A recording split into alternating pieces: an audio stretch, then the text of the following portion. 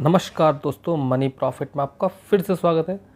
Money profit फिर से आपके लिए एक और वीडियो लेकर हाजिर हो चुका है।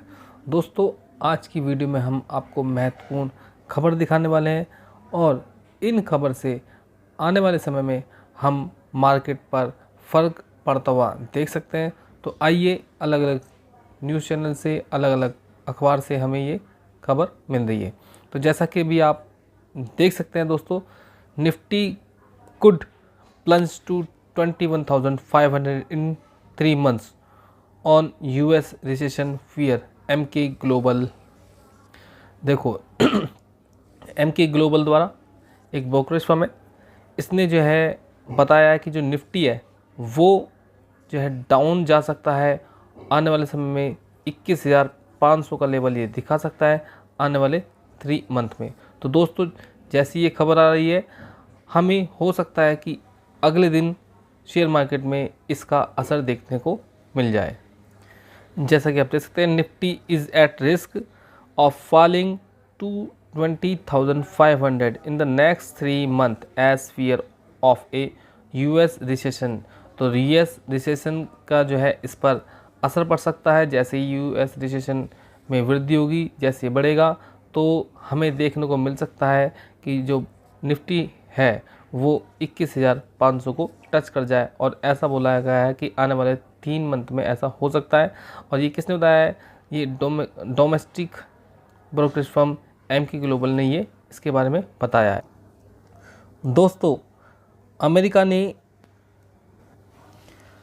ने चाइना पर 34% का टैरिफ लगाया। उसके आंसर में चाइना ने भी यूएस को नहीं छोड़ा और यूएस के ऊपर भी उसने टैरिफ लगा दिया है, और वो भी 34% का।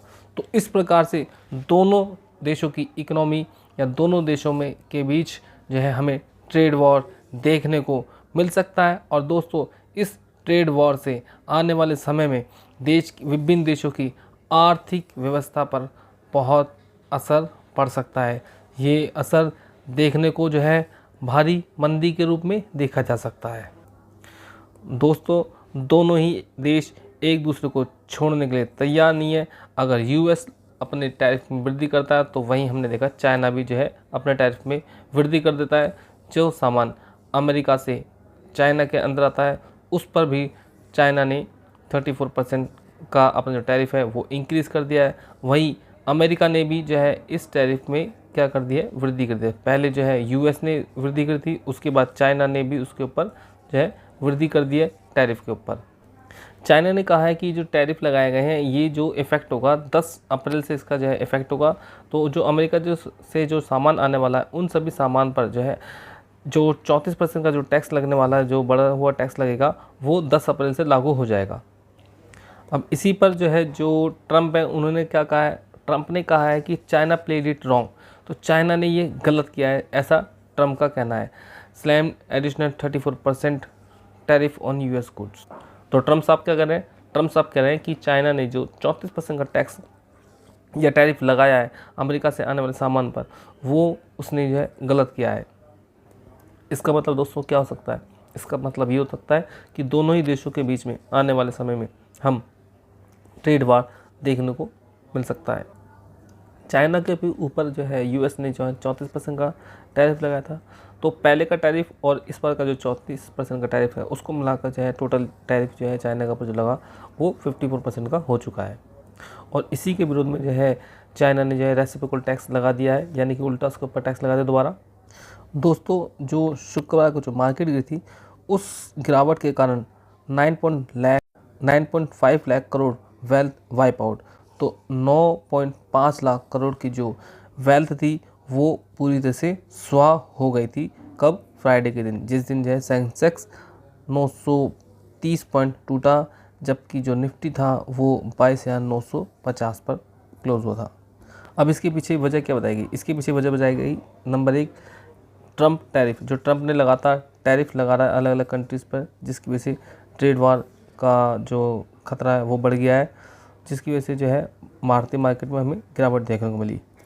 जिसमें टैरिफ के माध्यम से उसने जो है चाइना पर 34%, ईयू पर 20%, वियतनाम पर जो है इसने 46%, साउथ कोरिया पे 25%, ताइवान पर 32%, जापान पर इसने 24% का टैरिफ जो है लगा दिया, जबकि भारत पर इसने जो है 26% का टैरिफ लगाया है। और इस टैरिफ के चलते ही हमें मार्केट में गिरावट देखने को मिली है। और दोस्तों, ग्लोबल सेल ऑफ, जो विश्व में जो है सेलिंग का दौर चला हुआ है, देखो S&P में 500 में भी S&P 500 था, उसमें भी जो है हमें गिरावट देखने को मिली थी। और ये जो है एक बहुत बड़ी गिरावट थी सिंस 2020 से।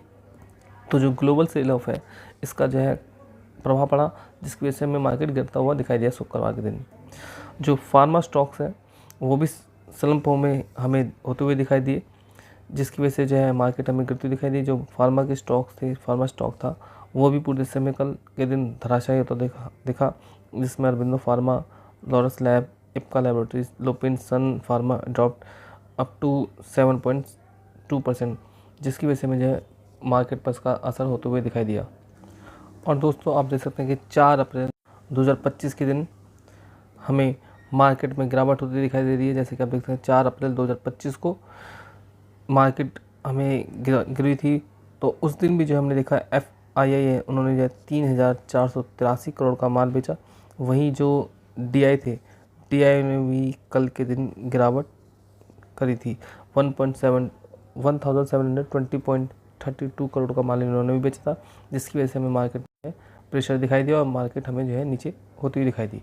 अगर हम बात करें FII के बारे में, तो FII ने अभी तक लगभग 13,730 करोड़ का माल जो है अप्रैल महीने में बेच दिया है। वहीं अगर DI की बात करें तो DI ने जो है 5,632.56 करोड़ का जो है माल जो है खरीदा है। तो हम कह सकते हैं थोड़ा सा DI ने जो है हमारी भारतीय मार्केट को संभाला हुआ है। तो दोस्तों, आशा करता हूँ आपको वीडियो पसंद आएगा। प्लीज़ चैनल को सब्सक्राइब कीजिए, वीडियो को लाइक कीजिए और अपने दोस्तों के साथ शेयर भी कीजिए, ताकि जो है हमारे द्वारा दी गई जानकारी आपको मिलती रहे। दोस्तों, जो भी शेयर आपको इस वीडियो में दिखाए गए हैं, उसमें बिल्कुल भी उद्देश्य नहीं है हमारा कि उन पर्टिकुलर शेयर में आप इन्वेस्ट कीजिए। आप इन्वेस्ट करना चाहते हैं तो अपने आर्थिक सलाहकार से बात कीजिएगा, उसके बाद ही जो है शेयर में इन्वेस्ट कीजिएगा। यूँ ही किसी की वीडियो देखकर जो है शेयर में इन्वेस्ट नहीं करना चाहिए।